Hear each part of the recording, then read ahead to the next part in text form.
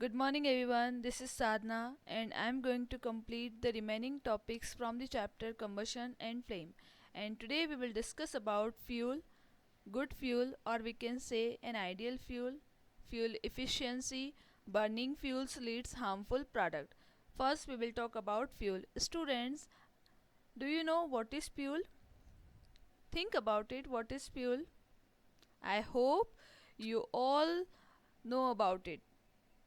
Fuel means the substances which are used as a source of heat energy like charcoal, petrol, coal, kerosene, etc. They are called fuel. ऐसे substances जिनका use हम as a source of heat energy करते हैं जैसे charcoal petrol kerosene they are called fuel उन्हें ही हम क्या बोलते हैं फ्यूल अब now the question is how we can considered a fuel is a good for us or we can say the fuel is an ideal fuel. It should have some qualities. Think about it. What quality the fuel should have?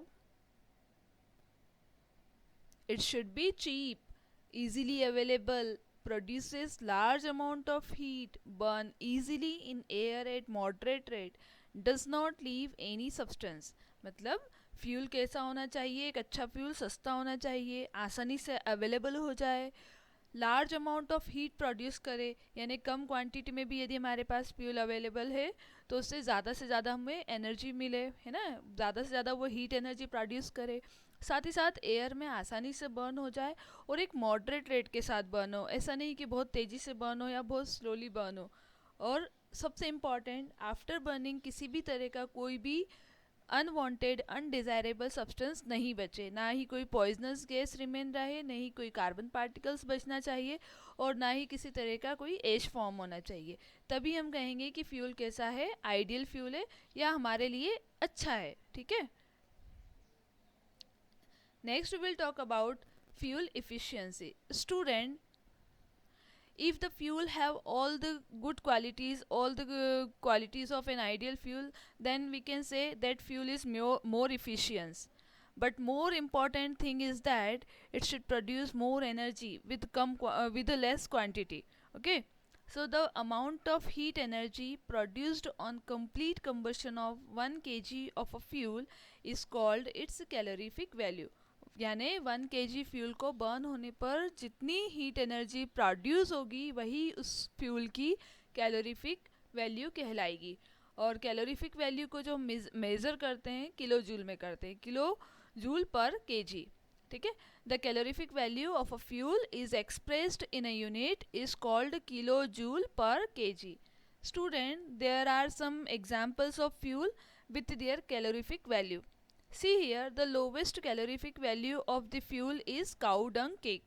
सबसे कम calorific value जो होती है वो cow dung cake की होती है and it is between 6000 to 8000 kilo joule per K G but when we talk about the fuel which have highest calorific value that is hydrogen and the calorific value of hydrogen is 1,50,000.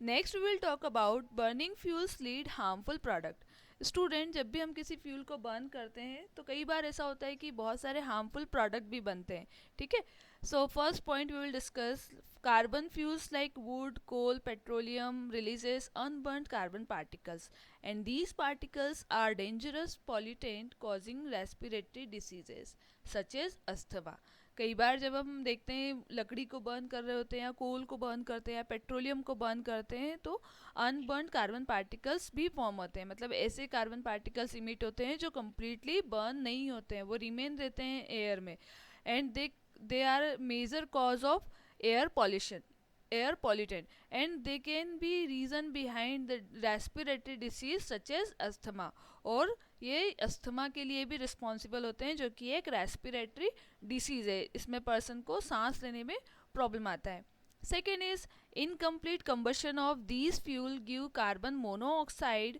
it is dangerous to burn coal in a closed room the carbon monoxide gas produced can kill persons sleeping in that room इन देखिए combustion two types का होता है complete combustion and incomplete combustion after complete combustion of the fuel there is nothing remain but the fuel is not going to completely burn, it means something will be remain.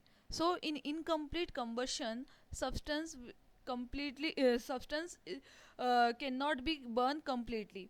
At that time, in place of carbon dioxide, carbon monoxide is formed. Okay, जब भी complete combustion होगा तो burning के साथ क्या produce होगा, carbon dioxide. लेकिन यदि इनकम्प्लीट कंबशन हो रहा है, कुछ ना कुछ बाकी रह रहा है, एश बन रहा है या किसी तरह का कोई हार्मफुल सब्सटेंस बन रहा है, तब हम कहेंगे कि ये इनकम्प्लीट कंबशन है और उस ड्यूरेशन में कार्बन मोनोऑक्साइड का फॉर्मेशन होता है. And carbon monoxide is very very dangerous for us. Okay, in our blood hemoglobin is present, and hemoglobin help to transfer oxygen from the atmosphere inside our body. हमारी body में जो oxygen को carry करने का काम जो करता है, कौन करता है, हीमोग्लोबिन करता है. लेकिन हीमोग्लोबिन की टेंडेंसी ऑक्सीजन के कंपैरेटिवली कार्बन मोनोऑक्साइड से ज़्यादा होती है जुड़ने की. इसलिए यदि एटमॉस्फेयर में कार्बन मोनोऑक्साइड का परसेंटेज बढ़ने लगेगा या आपके सराउंडिंग बढ़ने लगेगा, तो आपका बॉडी में क्या होगा, कार्बन मोनोऑक्साइड इंटर होगा. और ये किसके थ्रू होगा, हीमोग्लोबिन के थ्रू. और जब हीमोग्लोबिन कार्बन मोनोऑक्साइड से कंबाइन होता है तो कार्बोक्सी हीमोग्लोबिन बनाता है, जो कि हमारी बॉडी में आकर हमें रेस्पिरेशन में हिंडर्स क्रिएट करता है. सांस लेने में प्रॉब्लम होती है, घुटन होने लगती है, और वो अल्टीमेटली लास्ट में पर्सन क्या हो जाता है, उसकी डेथ हो जाती है. ठीक है, तो कार्बन मोनोऑक्साइड बहुत ही ज़्यादा डेंजरस होती है. थर्ड है, combustion of most fuel releases carbon dioxide in the environment. Increased concentration of carbon dioxide in the air believed to cause global warming. इसी के साथ साथ जब भी फ्यूल बर्न होता है तो कार्बन डाइऑक्साइड भी प्रोड्यूस होती है, and carbon dioxide is major reason behind rise in temperature. Students, ऐसा क्यों होता है कि कार्बन डाइऑक्साइड के बढ़ने से टेम्परेचर इंक्रीज होता है? बिकॉज कार्बन डाइऑक्साइड की टेंडेंसी होती है सन रेज से आने वाली जितनी भी जो इंफ्रा रेड्स होती है, उन्हें ये क्या करता है, एब्जॉर्ब कर लेता है. Due to absorption of IR from the sun rays, the temperature of the earth also become rises, है ना. तो अर्थ का जो टेम्परेचर है वो क्या होने लगता है, बढ़ने लगता है, क्योंकि कार्बन डाइऑक्साइड इंफ्रारेड रेडिएशंस को एब्जॉर्ब करती हैं.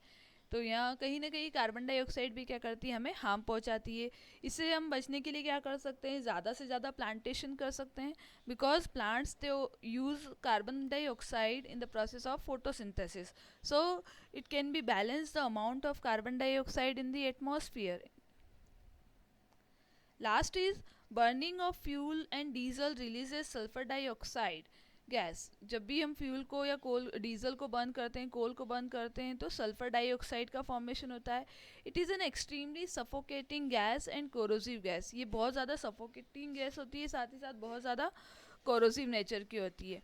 ठीक है, moreover petrol engines gives off gaseous oxide of nitrogen, है ना. इसके अलावा जितने भी पेट्रोल इंजन्स होते हैं वो भी क्या करते हैं, नाइट्रोजन के ऑक्साइड इमिट करते हैं. Oxides of sulphur and nitrogen dissolve in rain water. और ये दोनों ही ऑक्साइड क्या होते हैं, रेन वाटर के साथ डिजॉल्व हो जाते हैं and form rain acids. Such rain is called acid rain. और इसी तरह की जो रेन होती है इसे हम कहते हैं एसिड रेन. स्टूडेंट्स, एटमॉस्फेयर में बहुत ज़्यादा क्वांटिटी में जब पॉल्यूटिंग गैसेस इमिट होने लगती है, जहाँ पर भी पेट्रोल की बात करें, पेट्रोल की बर्निंग की या डीजल के बर्निंग की, साथ ही साथ जहाँ पर ऑयल रिफाइनरी फैक्ट्रीज होती है, वहाँ पर क्या होता है, बहुत ज़्यादा क्वांटिटी में सल्फ़र के ऑक्साइड बनते हैं, नाइट्रोजन के ऑक्साइड बनते हैं. As you know that in air water vapors are also present. So when these water vapors reacts with atmospheric reacts with sulfur dioxide, nitrogen dioxide, they form sulfuric acid, nitric acid. Okay, and due to rain, during the rain, these oxides also mixed with the rain and comes in the form of rain. These such type of rain is called acid rain. As you know that the pH value of acid rain is, when it is slightly acidic in nature, the pH value will be 5.0 to 5.4. But if it is more acidic in nature, then it will be, the pH of the rain will be 4.0. यदि rain का acidic nature बहुत ज़्यादा है तो उस condition में हम बोल सकते हैं कि यहाँ पर पीएच वैल्यू आप देखेंगे कि 4.0 के समथिंग आता है. और यदि स्लाइटली एसिडिक नेचर है रेन का तो वो तकरीबन 5.0 से 5.4 के बिटवीन होता है. Students, I hope you all are understand all the